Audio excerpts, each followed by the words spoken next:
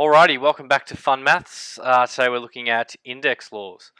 So again, if you see something looking like this here, that's called a power, where this value a is known as the base, and up here where the n is, that's known as the exponent or the index.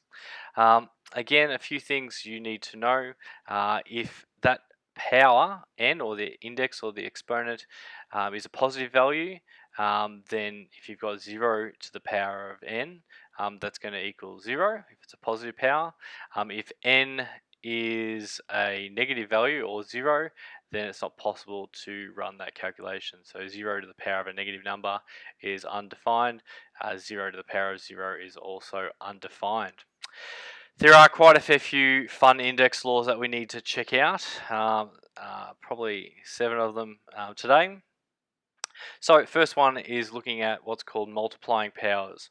So index law number 1 says to multiply two powers with the same base, what you need to do is add the indices. So here you've got the base of a on both of these, so the same base. They're being multiplied together. When this happens, we simply add the powers or the indexes. Yep.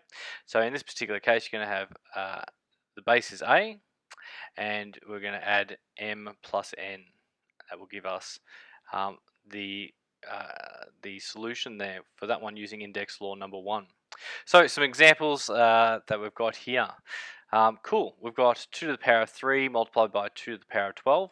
Because it has the same base here, they're both base 2, we can use the index law number 1.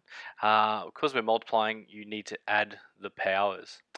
So we're going to have the base is 2, adding the powers, 3 plus 12. 3 plus 12 is 15. Now you'll notice in this example here that we're actually writing out, okay, we're adding the powers, but if you understand what's going on, obviously you can just add the powers, and we know that that's going to be 2 to the power of 15 there. We're just showing all the steps here. Next one, we've got x to the power of 2, which is then multiplied by y to the power of 3, even though there's no sign there. We know that they are multiplied, and that's multiplied by x to the power of 4 multiplied by y to the power of 1. So again, you're looking for the same bases. We've got x here as a base, we've got x here as a base. They are really multiplied together. Because of that, we can then add those powers. So you've got x as a base to the power of 2 plus 4. 2 plus 4 is the 6. We've got y to the power of 3 multiplied by y to the power of 1. It's the same base here, y.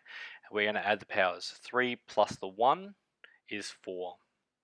We write it out as x to the power of 6, y to the power of 4. Perfect. This one here, again, we've got the same base. It's base 2 here, base 2 here. They're multiplied together, so we're going to add what's in the powers. So it's going to be 2 to the power of x plus this power here, or this index here, which is x plus 2. So you've got 2 to the power of x plus 2, plus this one. If you've got an x plus x, that's 2 lots of x plus 2. The last one here, cool, we've got some numbers that we multiply first. 3 times 4, hopefully we understand that's 12. We then have the same base here for the a's. You've got a to the power of 2, a to the power of 3. We're adding those powers. 2 plus 3 is 5. And then we've got base b here, multiplied by each other. Because we're multiplying, we add the powers. 3 plus 3 is 6. Cool. Now, again, you can do these using your CAS calculator to double check things. If I wanted to do, for example, part C here on the CAS calculator, 2 to the power of x, you can just use this index template here.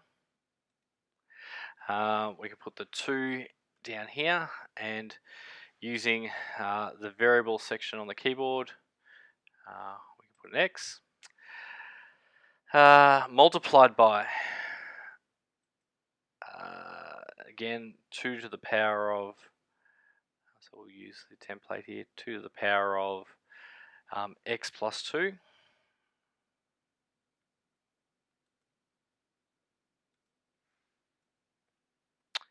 press the execute button and it will simplify it for us here. Again, if I wanted to do example D on the CAS calculator, let's type it out. 3 a to the power of 2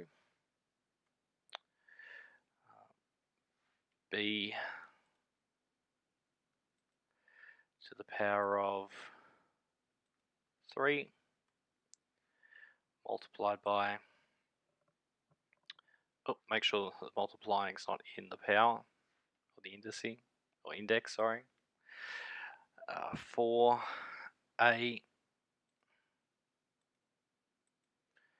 to the power of 3 b to the power of 3. Execute that. And obviously if I typed the question incorrectly, this one had a power of 2 there.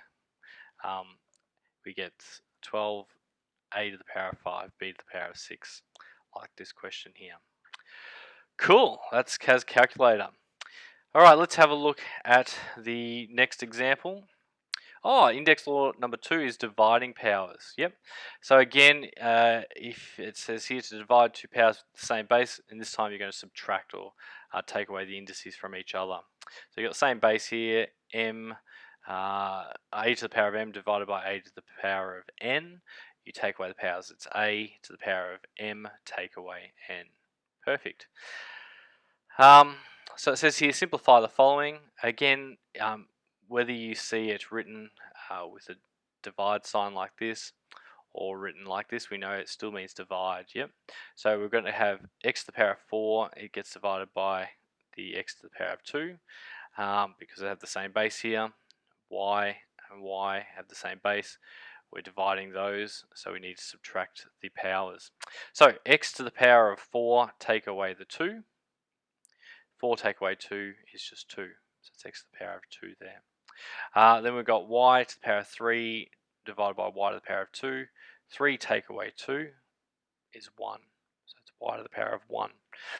You don't need to put a 1 there. We know as mathematicians, it's just y is to the power of 1. Likewise, same difference here. Again, what you would do is we can use index law number 1 from the start, where when we're multiplying the same base, we add these powers. Yep, so we're going to have 4x plus the x plus 1, but then we're dividing by this b to the power of 2x, so you need to take away this part here, 2x. Simplifying things down, you've got 4 lots of x plus 1 lot of x. 5 lots of x, take away 2 lots of x is 3 lots of x, and you still got this plus 1 here. Again, same difference here with this one. Need to use the index laws. Again, with the numbers, we've got 16 multiplied by 4, that gets divided by 8, which is 8.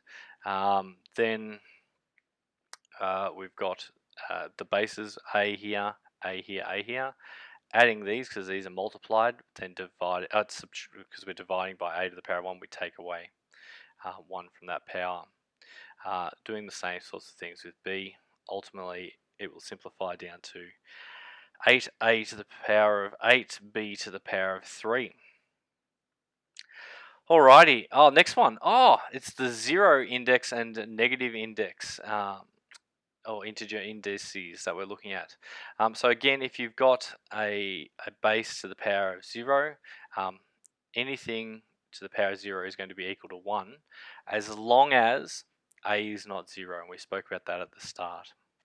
The other thing is, if you've got a negative integer as the index, one of the ways we can handle that is rewriting that as 1 over that base to the positive index. Yep.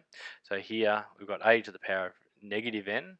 We can rewrite that as 1 over a to the positive n. Yep. And again, as long as a does not equal 0, we can do that. So some examples here. We've got 8 to the power of negative 2. Rewriting that so it's got a positive power is the same as 1 over the top of 8 to the power of 2. Yep. So again, you've got, you can then simplify that down. If you've got 1 on the top line, and then we've got the 60 or the 8 to the power of 2 on the bottom line, 8 to the power of 2, 8 times 8 is 64.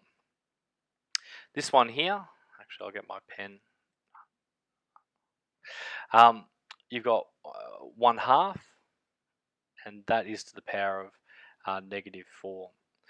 So traditionally, if you were getting rid of these brackets, this top line needs to be expanded out and raised to the power of negative 4, and this bottom line needs to be raised to the power of negative 4 as well.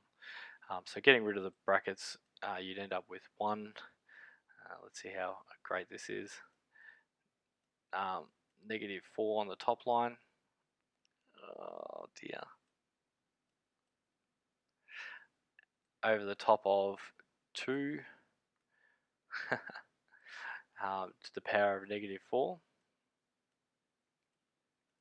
And then rewriting that as positive powers, that top line would go to the bottom. So on the bottom line, you'd end up with 1, and that becomes a positive power, so 1 to the power of 4. And this goes up to the top line with the positive power, so it becomes 2 to the power of positive 4 on the top line. 2 to the power of 4, imagine that, we can see that. So doing that, on the top line, you've got 2 to the power of 4, which is 2 times 2 times 2 times 2, which is 16. And on the bottom line, you've got 1 to the power of 4, which is just 1. 16 over the top of 1 is just 16. Likewise, the last one here, you've got 3/4, and that is raised to the power of negative 3. Another way of looking at it is to flip this fraction upside down and then just change it to a positive power. So you end up with 4 over 3. That's been flipped upside down, change that to a positive power. That becomes a 3. Then getting rid of these brackets, you've got on the top line 4 to the power of 3, and on the bottom line 3 to the power of 3. That simplifies down to 64 over 27. Alrighty, let's have a look at index law number 3. It says here to raise a power to another power, multiply the indices. Cool, so if you've got some kind of power in some brackets, and that is raised to another power, you multiply these together. Yep, so here you've got a to the power of 5, so here's the power, and it is raised to another power, raised to the power of 3. So again, we're using index law number 3, which says we need to multiply the 5 and the 3 together. 5 times 3 is 15. It's a to the power of 15. This one here, again, it's a matter of applying a few different rules. We've got half, and it's a power. It's raised to the power of negative 3. That is raised to the power of 2. So again, we can multiply the powers. Negative 3 multiplied by 2 is negative 6. You're going to have a half to the power of negative 6, and we can deal with it like we were doing before. You can flip this fraction upside down. It's 2 over 1, which is just 2. That's raised to the power of 6. Yep, and we can calculate that. Again, applying the same rules here. We've got a power raised to another power, multiply the powers. 3 times 2 is 6. Here we've got 2 times negative 1. It's obviously going to be negative 1. Once you've got those worked out, multiplying powers, you need to add them together. Yep, and we can get that happening from index law part 1. Cool. Index law number 4 and 5 is about products and quotients. Cool again, if you've got some different bases and they're raised to the power, to get rid of these brackets, each of these items is going to be raised to that power. So if you're getting rid of these brackets, it's going to be a to the power of n and also b to the power of n. Yep. Index law number 5. Again, we've been kind of talking about this in other examples with the fractions. if you got some different bases here, a over b, each of those needs to be raised to that power. So getting rid of this bracket here, you got a to the power of n on the top line, b to the power of n on the bottom line. So again, it's a matter of applying all of those types of rules together to get these calculations happening. So again, it's a matter of multiplying each of these this is to the power of 3, 2 to the power of 3, you've got a to the power of 2, which is raised to the power of 3. Remember, you need to multiply those, so they become 2 times 3, which is 6. B to the power of 3 times 3, which is 9. You do the same over here, get rid of those brackets. Once you've done that, it's a matter of applying some of the other index laws when we're multiplying bases, adding the indices, and so forth and so forth. Again, it says here, when we're working with negative bases, there's some things that you need to know. So if you've got, for example, negative a as to the power of n, there's a few things that we can note. If the power of n is an even number, so let's say you had negative a to the power of 4, it's an even number, then it's going to come out as being a positive value. If the power or n is an odd value, such as 3, it's going to come out as a negative value. Okay, that's what this is talking about. So here, when we're simplifying the following, we've got a negative, we've got a power with a negative in it. It's raised, its n value is even. So as we just said, it's an even power. The solution is going to be a positive value. Yep. So again, you're just going to be doing, I'll say 3 to the power of 4, which is 81. You don't really need to consider the negative because obviously it's a positive or an even value there. On this one here, you've got an odd n value. You know that the answer is going to be a negative in this particular case where the power is negative here. So again, negative 5 to the power of 3, or 5 to the power of 3 is 125. You know it's going to be a negative. So negative 125a to the power of 3. Last thing I want to talk about is what's called prime decomposition. It says bases that are composite numbers are often best factored into primes before further calculations are undertaken.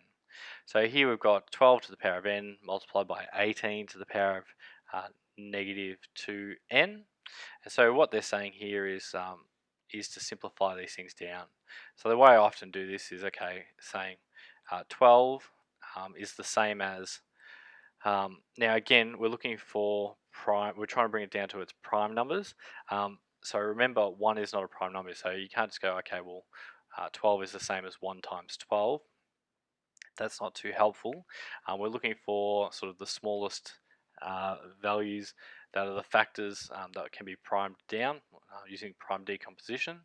So again, if we think about it, 12 is the same as 3 times 4. Yep. This here is already a prime number, but to rewrite 4 based on prime numbers, consider that 4 is actually the same as 2 to the power of 2. Yep, so 2 is a prime number here.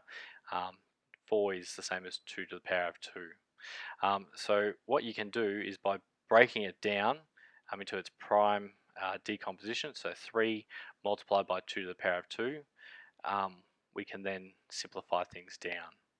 So here we've rewritten 12 as 3 times 2 to the power of 2. That's the same as 12.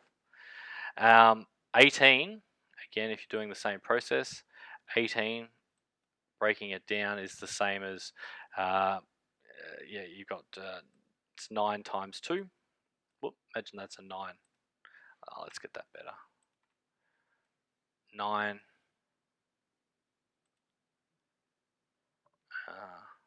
times 2. Again, with 2 is the prime number already. Rewriting 9 as a decomposition of prime numbers, 9 is the same as 3 to the power of 2. 3 times 3 is 9. So again, consider rewriting 18 out as 3 to the power of 2 multiplied by 2, and that was to the power of negative 2n. And then we can use our index laws to simplify that down. So again, you got brackets here. That has to be raised to the power of n.